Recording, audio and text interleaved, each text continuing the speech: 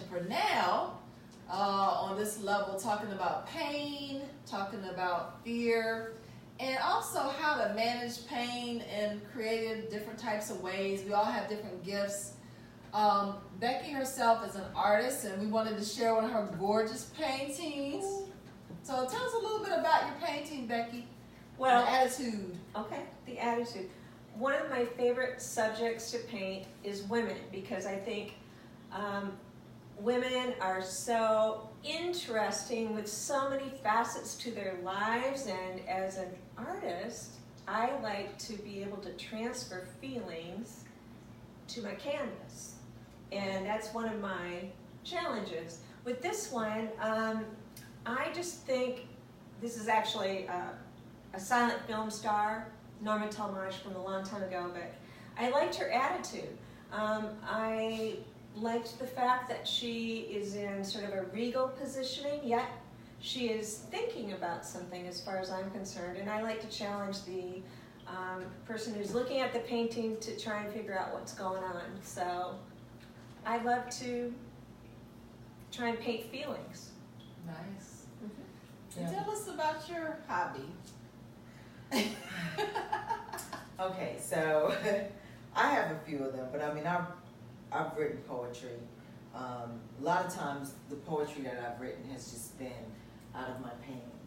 So, you know, I have my creative side. I also, you know, want to at some point design my own clothing and wear them. And I have a solution for shoes hurting your feet. So that's something else that I gotta ramp it up. But you know, and I also, I mean, you know, because I can do poetry, I can also do a little rapping. Yes. So I could rap a little Can you bit from back in the recite a day. little bit for us? You know, listen, Recite a little you know, bit. they don't. You know, now it's people don't want to hear the old heads rap. They want to hear. But yeah, I do have. I'll do one that is, you know, from way back in the day. But it starts off as everybody knows about Mary. You see, Mary was quite contrary. Mary was a follower, not a leader, and no one ever thought that she would be a vegetable lying in a coma today. You see, Mary, she always loved to play. Everybody knew how Mary was. Anything you dare her to do, she does. So her so-called friends wanted to play a joke and see if they could make Mary choke. They cooked up some crap and took her to the vat and dared Mary to take a whack. Mary grinned with no hesitation. She took a toke and felt the sensation. Each and every day something changed about Mary. Mary was no longer contrary. The looks and the smell of her body too. It's out of her friend's hands, there's nothing they could do. Now Mary would do anything to get some crack. Lay on her back, it's a known fact. Now Mary got pregnant, couldn't leave the crack alone. Being 6 months pregnant, still sitting at home. Hitting on the pipe, flying like a kite, Mary was hallucinating night after night. Woo!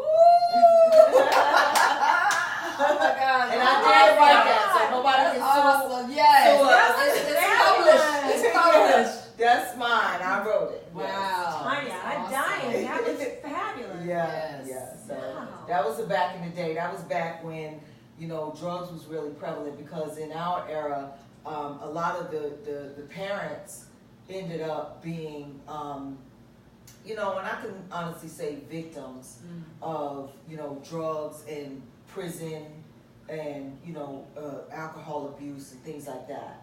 So yeah, that came out of that era of MC Light. Yes, you I know, like MC Light. yeah, Queen Latifah, and so yeah. That's awesome. So that's me. Yeah. For me personally, I'm just I'm kind of a jack of all trades. We know. I'm a jack of all trades. We know. The master of one, but if you mess with me, you have a whole lot of them. Yeah, so she gets to start on your stuff now, because she got a little red foot too. And while she's putting on your makeup.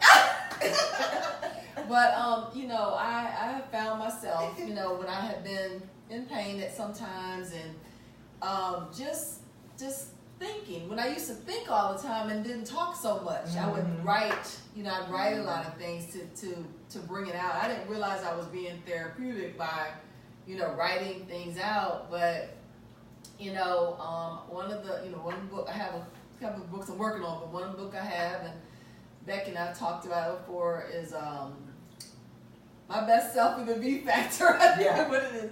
My Best Self with the B Factor. And I wrote the book because I saw a lot of people, young people that were really artistic and had promising careers, but they just didn't know how to keep a job or set goals. They didn't know how to protect themselves. And so I found that, me sharing maybe some of the things that helped me along the way, and along with life, life circumstances, how to choose you. Right. Choose you, let you choose yourself as the winner. A lot of times, I would let everybody be the winner. I would choose them. I would prophesy to them. I would, pump somebody else up, but I never would do it for me. And that's a self-care. Yeah. So, learning how to basically, get that B factor, that strength, finding your own personal strength with, whatever that is. But, when we deal with pain or emotions, everybody, it's going to come out in some way, shape or form. Right. So it's good if you can be creative, to manage, the pain in your life. So what ways have you guys become teachers? As we grow, with pain and different experiences, we become teachers because sometimes you'll take the hit. Instead of you being the person that wins, you got to win all the time. Sometimes you say, this time, for the sake of the group, I'm going to be the one to take the hit. I want to see the group prosper more so than just me be right. Sometimes you can't be right. Like in relationships, you can't always be the winner. Sometimes you need to make a compromise. But what ways have you found yourself being a sacrifice? I know you talked earlier about being a sacrifice, but the teaching sacrifice, have you found yourself in that position sometime? Yeah, for me, and even with my kids, and, a lot of times, they don't want to hear what you. Usually, I'm telling them too much, or I'm sending them too many videos. And they're not gonna look at them. Yeah, Ma, I'd like to say that I watched it, but I didn't. So it's like, but I just feel like, I've discovered the fact that, life really is short, like they say it is, and I've looked back on my childhood and even in my younger years, and I try to put myself in the shoes of young people to see kind of where they could be coming from, because I knew back then I didn't want to hear nothing anybody had to tell me either, but I still try to make sure that I give out whatever information when I'm assessing the situation. Right. But if I can give you this information, because what I've realized with people is that you may not need it right now, but you'll file it away. And when it's needed, you'll pull from it. And so I try to, I can't walk in my kids' shoes. I can't cry their tears. I can't fix their mess ups because they are grown men now. But I try to tell you that you don't have to go through this. I've been through it. So let me try to make your life a little easier. Listen to what I'm saying. Don't do it, or here's how you handle that. Yeah.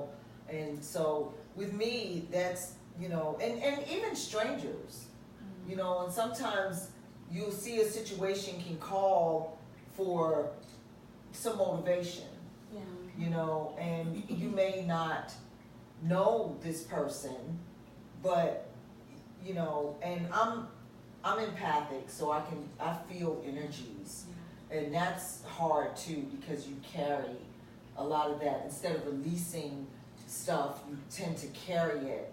And so, I've been in situations where I've been in a line or something like that.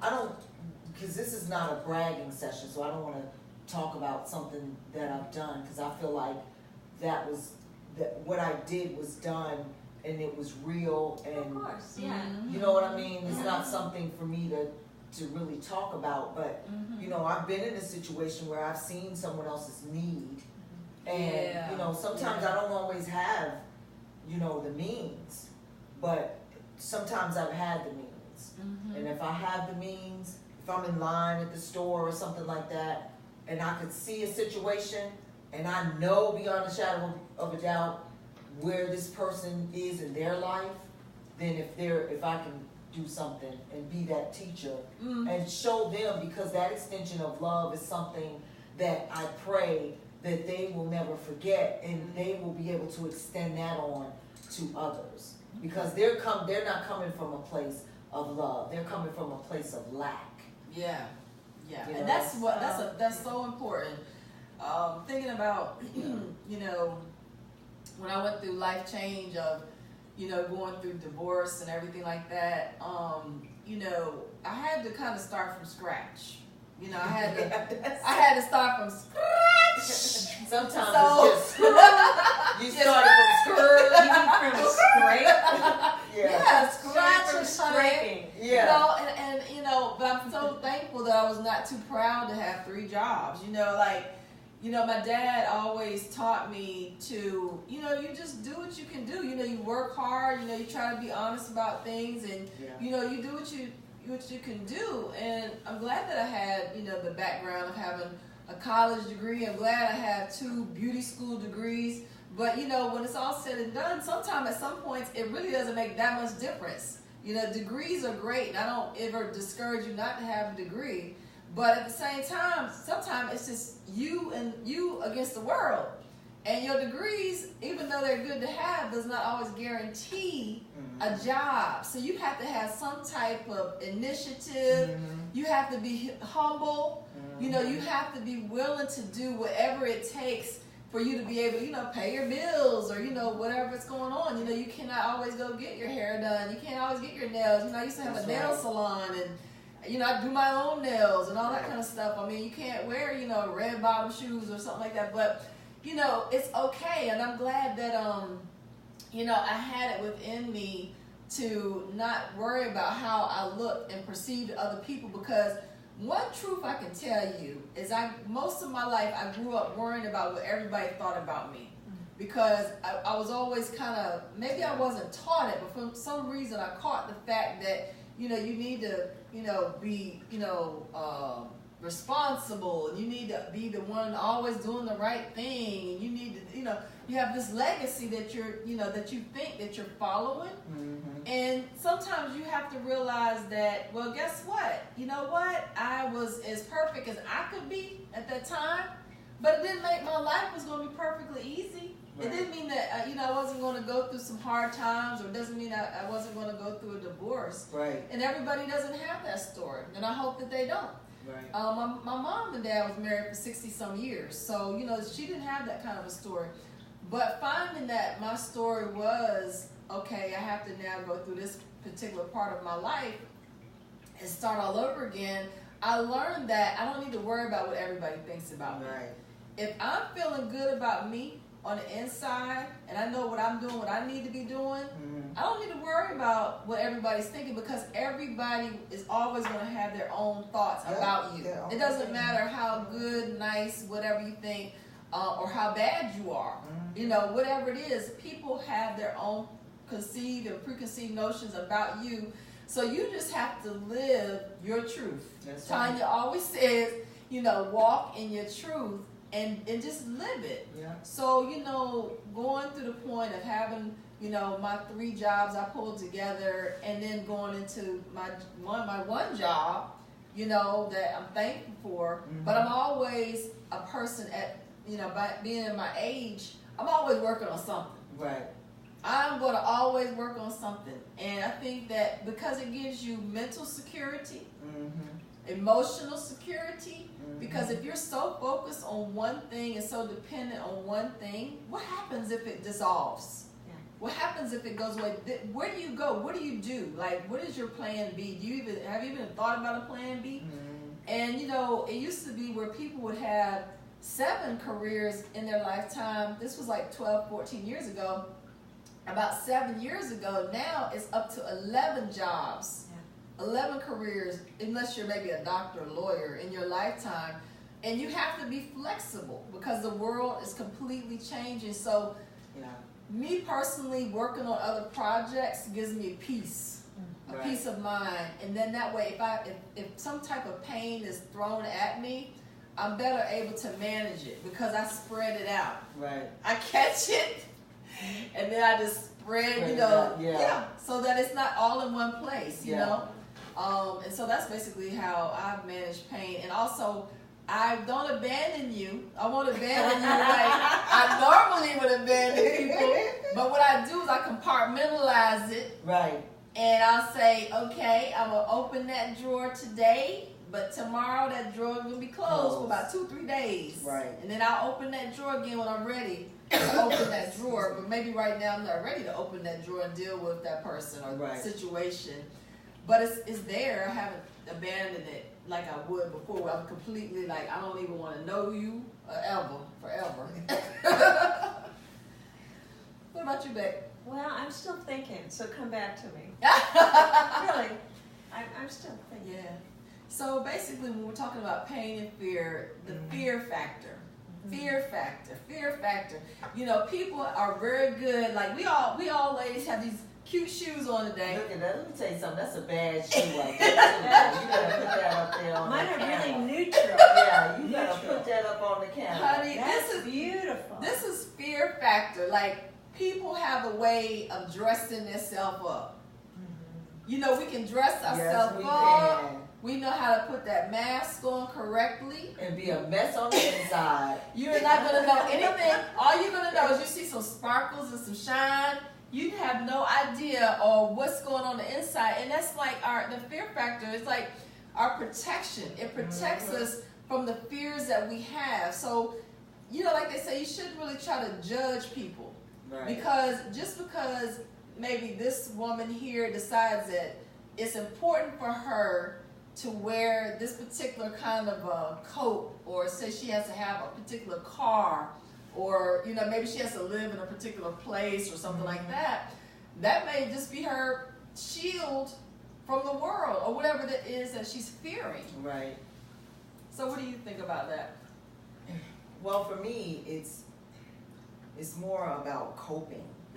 Because when you come from a place where life was here and you go here and then you end up here, which is lower than where you started,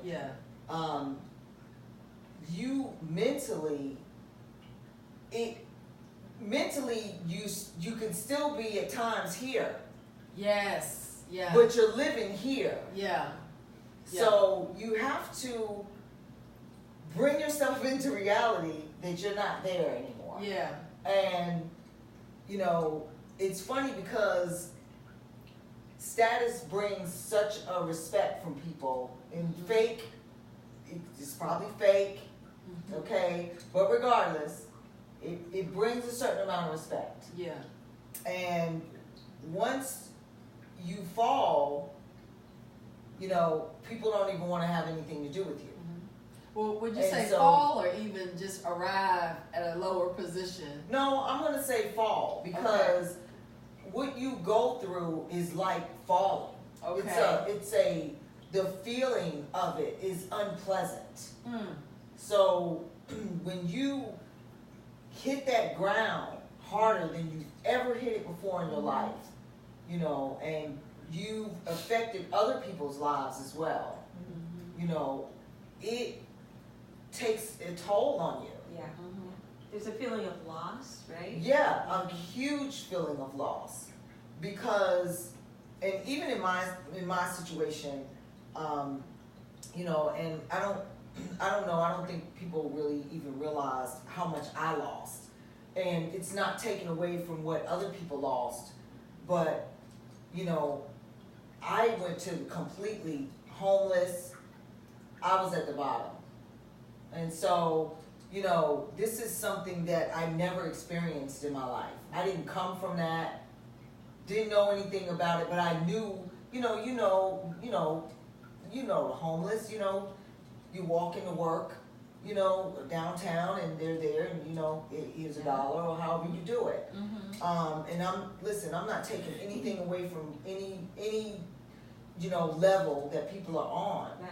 But when you're here and you end up, you know, with absolutely nothing, and it's quick. You know, the mental, it's like what happens to you, and you know. Here I am, you know, you got to pick these pieces up, and you got to figure out how you're going to pick these pieces up, you know. And so a lot of the frustration and anger of how it all went, or who did what, or, you know, all that got to go out the window. Right. You know, because you don't have time to sit up and worry about blame how you got here. Now you you got to figure out how in the heck am I going to get myself out of it, because you don't have a place to stay. You don't have a vehicle. You don't have a job. So what do? How do you figure out, you know, and the only thing that I was able to do was I just had to, you know, when God showed me the avenue to take, I made up my mind, and that's the avenue I took. And I said, okay, this is what I got to do. You know, and I went from having security to working security. You know, so I love it. Say that again. Having security to working security. So is that the path that you were shown? Like, well, what I was shown was, it was a time where God said, no, it's time for you to go now. You have to, this journey now is, you're by yourself. okay. So you have to, you've made it up, this is it. This is what you've got to do. The door is open. You got to go through it. You know, this is what you have to do. And once that was shown to me, and I've dealt with things enough to know when he's showing me what I need to do in order to walk out. And I had to do it with no accolades, and you know, there's, you know, nobody wanting to talk to you. And you know, I know about that. And you know, nobody, you know, people are feeling a certain kind of way, you know, about how things went down. You know, and I had my dogs. I lost my dogs. I lost my, you know, my dignity. But I also had to remember and keep in mind how others were affected. So I had to take that on first, because I was the cause. I made the decisions. So regardless of whether I set up the outcome or not, I was a part of it. And they were there because of me. So I got to carry that responsibility. So that was the first thing that I had to deal with, because dealing with myself was just not even an issue. You could deal with you later. You have to deal with reconciling or trying to fix some of the relationships that were broken because of what happened. There are relationships that are worth you keeping, because some were not worth me keeping. You know, it's kind of a you know, it's like, in a way, even though it's bad and it's rough, to start all over again. I mean, it's like, you're thinking, oh my gosh, like, what's the best deal I could get today on something to eat? Like Wendy's, you know, Wendy's had like this is deal today. You could get a baked potato and a chicken sandwich, you know, the dollar one, for $3. You can have a baked potato, chicken, and a drink for like, you know, $3.50. So you have to do all the serious like budgeting, you know, to manage, because if you buy groceries, how long is your groceries going to last? Are you going to eat the leftovers? And you know, just like you're saying, you know, starting all over from scratch.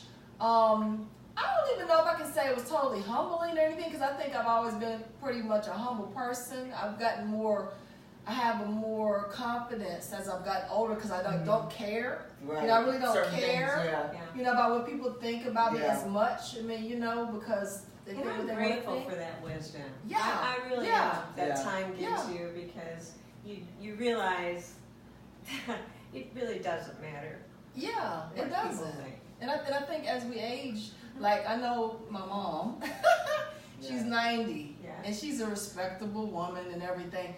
But my mom, at one point in her 80s, she just said what she felt. I mean, not that she would be bashing anybody or hurting anybody, but she just said that's how she felt, and she would, you know, let it come out. She just said it. Yeah. Let it come out. So, you know, I think, you know, having to start all over, which I, you know, don't wish on anybody, you think about, too, the years that you lost. You know, if you've invested 20, 30 years or whatever in whether it's a marriage or a company or whatever you invested yourself in, and you find yourself having to start all over, well, times are different.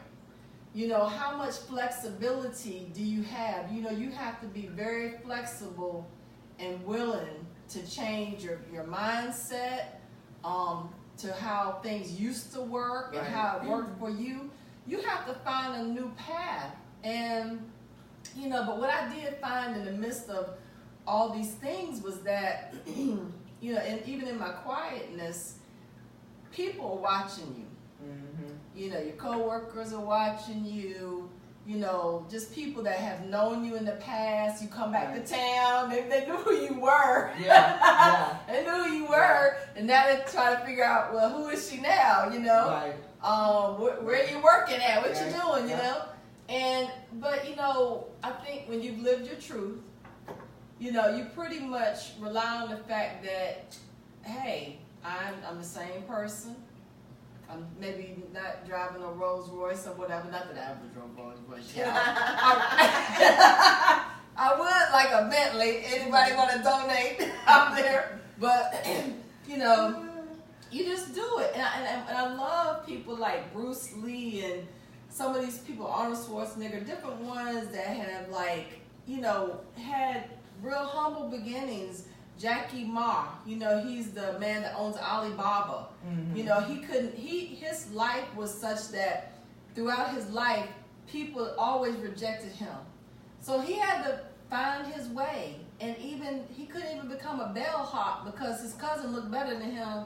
So they hired his cousin for the bellhop. Right. So, but Jackie, he had taught Americans. He was teaching them, taking tours, Americans on tours when he was a little kid. So he learned English from doing that. Right. So when he came to America and then he heard about this thing called the internet, he said, hey, nobody has to see me. Maybe I can be successful. Yeah. So, you know, you have to find out, you know, what it is that's going to work for you in the season that you're in. It's going to be something. And sometimes you just have to get very quiet. And, you know, get to yourself and be by yourself, and don't be afraid to be by yourself, and listen and find out, you know, what the path is going to be. Yeah, and that's what I had to do. I had to basically, you know, I had to get to that point where, you know, none of that mattered anymore, you know, and so I had to put my head down and just, you know, move forward. And, you know, you look at yourself in the mirror every day and you know how old you are, you know where you are in your life, you know what you're facing. And you're trying to figure out, because that's when you're in that place where this is, and you know, I'm going to kind of copy off of The Pursuit of Happiness, because I love that movie. And so this is what I call faith. Yes. My faith walk for real, because I had no idea how I was going to make it out. None. I didn't know I was, you know, you are in a place where, you know, finances scarce, or, you know, no insurance, because, you know, now it's just, you know, they make a big deal, and I don't even understand the insurance industry anymore. I don't, you know, you can't even figure it out. It's such a, just, you know, a lie until it makes it so that you don't even know what in the world It is. Because a lie, you can't figure out a lot of times. You can't figure a lie out. The healthcare system in America, you can't figure it out, so you know that there's got to be some untruth to it. So, but I just, when you're looking at yourself and you're thinking, how do I pull myself out of this? And, it's weird because you still kind of hold on to that little piece of you that was up here. Yeah. I think it's a little strength in it. I think it's some strength. It says little pieces up here that says, okay, well, in your life you were able to kind of get to here, but then, and there was a time when you got here, so even though you fell, you may be able to actually get up there. Yeah. Well, it's part of your experience, right? I mean, and there were really great things about being up there in the sense that you had to work to make yourself get up there. Right. You had to have skills that allowed you to get there and stay there and make it work for however long it worked. And those people that you talk about that you had to deal with later in the support thing, well, you made really good things for them for a period of time. So there's a value, of course, in getting to that level. And everything's relative, but you learned what you learned there, and now you came down to a level that you're saying that those were whole new experiences. Yeah. You conquered them, and wow, who can predict? Yeah. Who can predict where we're going to be in life? Mm-hmm. Except maybe winding up where we never thought we'd be. Right? And that's out of pain. Out of pain. Yes. It's straight out of pain. Mm-hmm. Because like you said, you took that quiet time, you shut down, and you have to. And okay, I'm real, so certain things I say that might come back to bite me in later years or something. But anyway, there was a time in my life where I would have took another avenue to a situation like that, especially when you're talking about, your marriage and things like that. I would have took a whole nother avenue some years ago. Mm-hmm. But for me, I just felt a pull on my spiritual side that I've really got to shut down and I really got to connect. Yeah. Because I finally got to that place in my life where I know that I've got this connection. Yeah. And the only way that I can know what to do is to keep this connection. Yeah. Because without this connection, I don't know what I'm going to do. Yeah. With this connection, I'm protected. I'm not going to be in a place of lack. I'm not going to be in a place of fear. Mm-hmm. I'm not going to be in a place of misguidance because spiritually, my spirit guides, God, universe is going to show me what it is I need to do. And when I'm not in the right place, you get kind of, popped over, you're in the wrong direction. Yeah. You go this way. So, I mean, without it, and I thank God for, being my source. Yes. Because of him and him helping me to see that this was what I needed to do. And this is how you're going to get yourself out of this. Yeah. Me and you, we're going to handle this thing. We're going to get you where you need to be. But you got to do this. You got to take that pain and that anger and that frustration and that humiliation